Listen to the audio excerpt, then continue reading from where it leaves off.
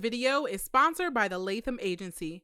When you're tired of struggling with not knowing how to design beautiful content for your brand, we will be here.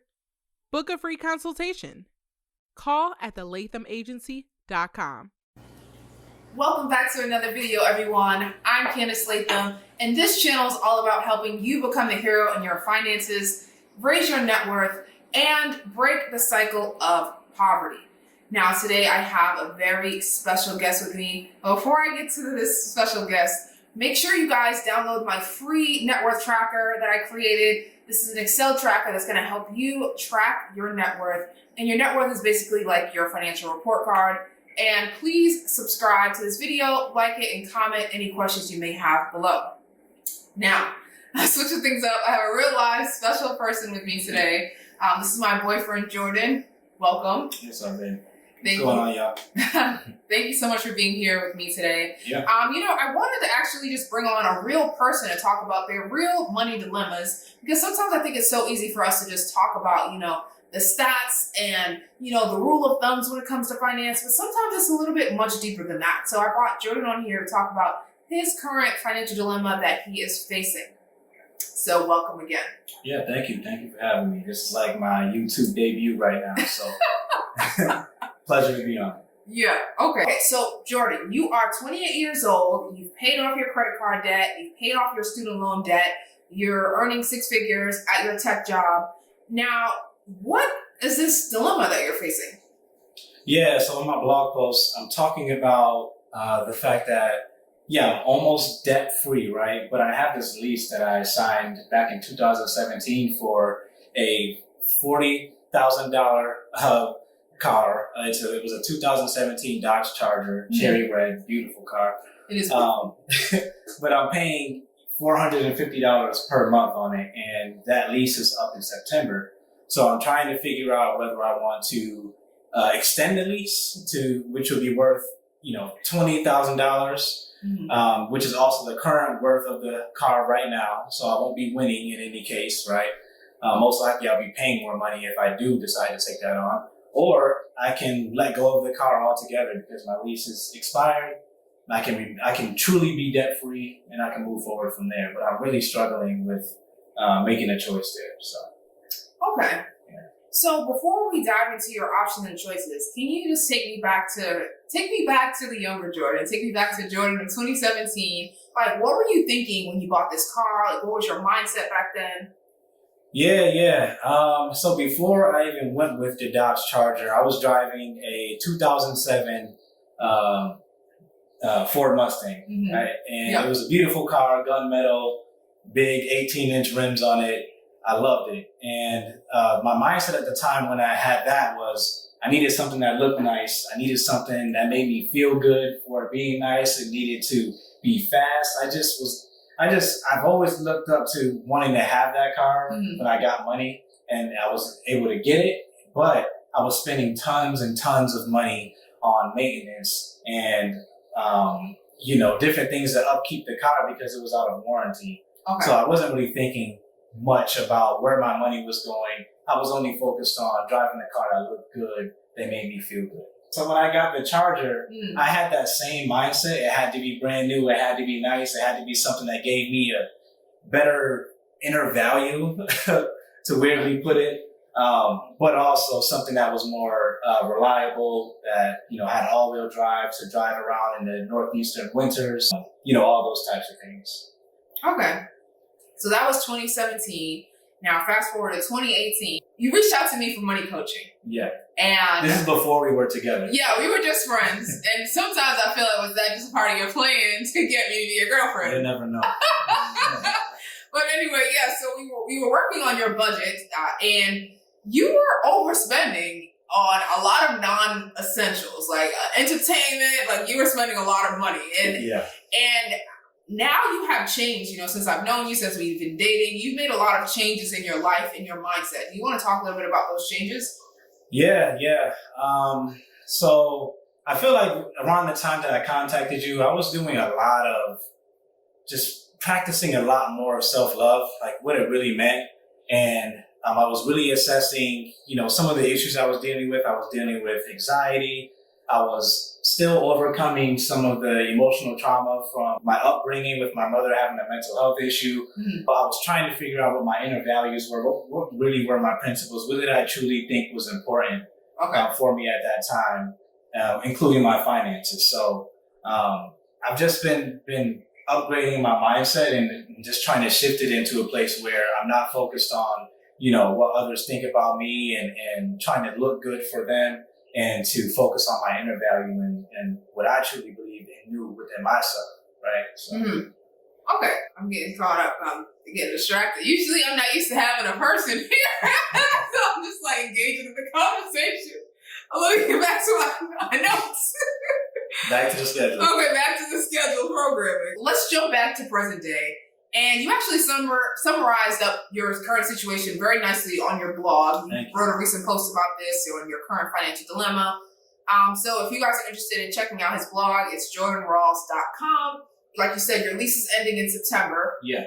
And once it does, you can return it. You can keep financing it for $20,000.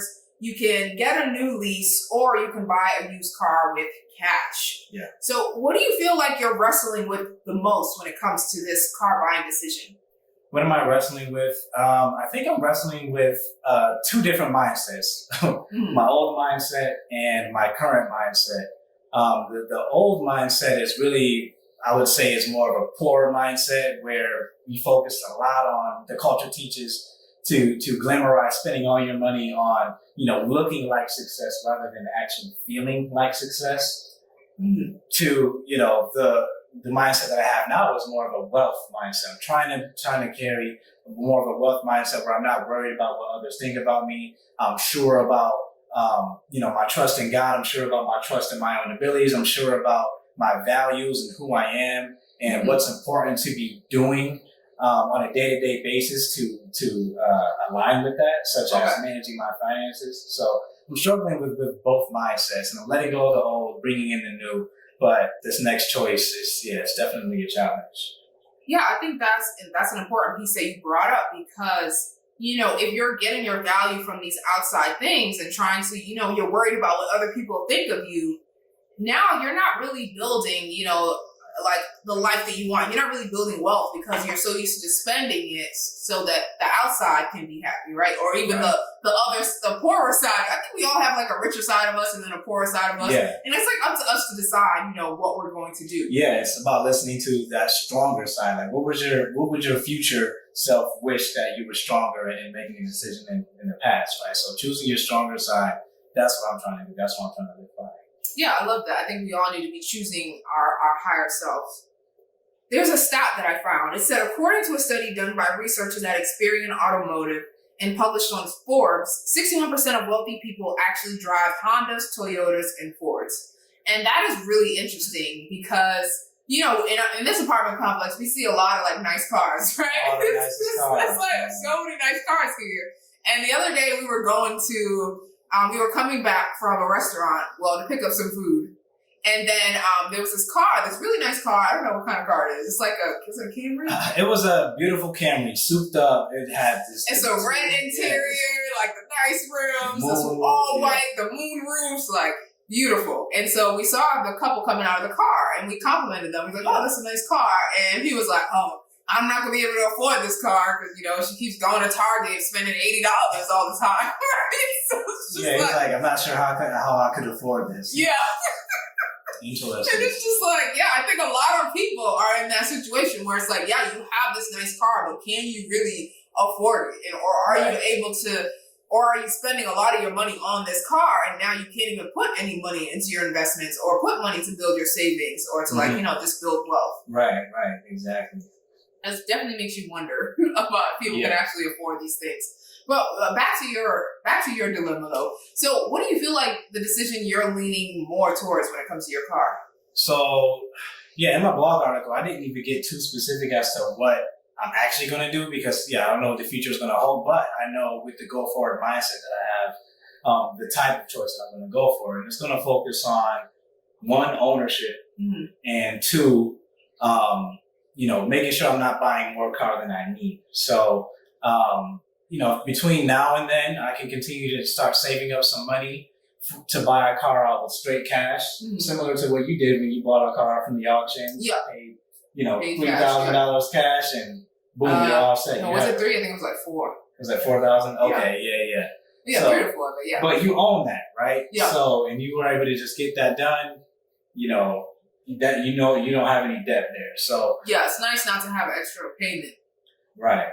So I could go that option, but I think in my mind it's more of a short term because usually those cars are older, they're out of warranty. So if you're thinking about having this car for the long term, you may end up putting just as much money into that car, maintaining it for things that could go wrong, versus if I were to go with an option 2, which would be possibly leasing or actually financing a car for around $10,000-$12,000. Okay. Because they say 10% of. Oh yeah, they said it was a rule of thumb is to not buy more than 10% of your salary when it comes to a car. So if you earn $62,000 a year, then you shouldn't spend more than $6,200 on a car. Yeah. So in my case, I'm probably not going to spend any more than $12,000 financing a car. I can continue to save up, put down a good down payment so that my monthly payments are low, but also work to pay off that car, as soon as possible, but also knowing that this car will be more for long term. It's usually probably going to be covered under warranty. I won't really have to pay as much money on maintenance outside of the usual wear and tear. So, between owning a car, providing out cash, or financing way less than $20,000 and financing, at least within that 10% range of my income, so that I can buy a more reliable car that'll last me long term. That's important. Reliability is definitely important. So if you did go with option A and bought a car in cash, what would you do with your extra savings, like the extra money that you would have? Yeah, and that's the exciting part of it. With this new mindset that I'm embracing, it excites me to think about what are the other opportunities that I could be doing with this money. So right now I've been thinking about things like maxing out all of my investment accounts, 401k, my health savings account, or what they know as HSA, maxing out my contributions for my Roth IRA, even adding a lot more money to my brokerage investment account so that I'm taking advantage of my young age right now. So over time, that money continues to grow at a far exponential rate than just throwing away the money in things that depreciate or throwing it away into a savings account that really won't grow a lot. Or I can think of saving it for other short-term goals, like we were talking about investing in a rental property, right? So that's one of our goals of ours. And if I could start putting aside some of that money to invest in a property that has the potential in growing in value over time and also having passive income on a monthly basis. Yeah, that'd be awesome. Yeah. Right? Yeah, I love that. or for other goals like, beefing up my emergency savings account with 6 to 8 months of living expenses. So, during times like this with COVID, we have a safety net, right? Okay. So. So lots of different things that you could do with that money, which is definitely awesome. And I feel like you've seen the fruits of that labor since you paid off your credit cards and your student loan debt. Now you've seen having that extra money from those payments, like you've been able to put more into those buckets that you just mentioned. Yeah. Okay, so thank you so much for being here, Jordan. I know you're not used to really being on videos. It's like your first time being on YouTube, but I think you did a great you did a great job. So thank you again. So if people want to keep up with your journey, on your blog, you talk more about revamping the culture and about just breaking generational habits. Where can the people find you? So definitely y'all can find me at jordanrawls.com. I'm usually drafting up and publishing blog articles once every month. And if you want to follow me more on a day-to-day on what I'm doing, follow me on Instagram at JRDNRWLS. So at Jordan Rawls. Yeah, I'll put it at the bottom. Without the vowels. I'll put it at the bottom. Definitely follow the journey there. But otherwise, subscribe to the blogs and follow all of my posts and engage in conversation and leave comments and let me know what you think about the topics that I plan to share. Okay, thank you again, Jordan. And I hope you guys enjoyed this video. I hope you got some nuggets and some tips from there. If you did enjoy it, make sure you give it a thumbs up. Make sure you comment below. Make sure you share this video with a friend. And again, if you haven't already signed up to my email list, make sure you sign up and get your free network tracker worksheet in the description box below. Until next time, guys, I'm Candice Latham, and I will see you later. Later.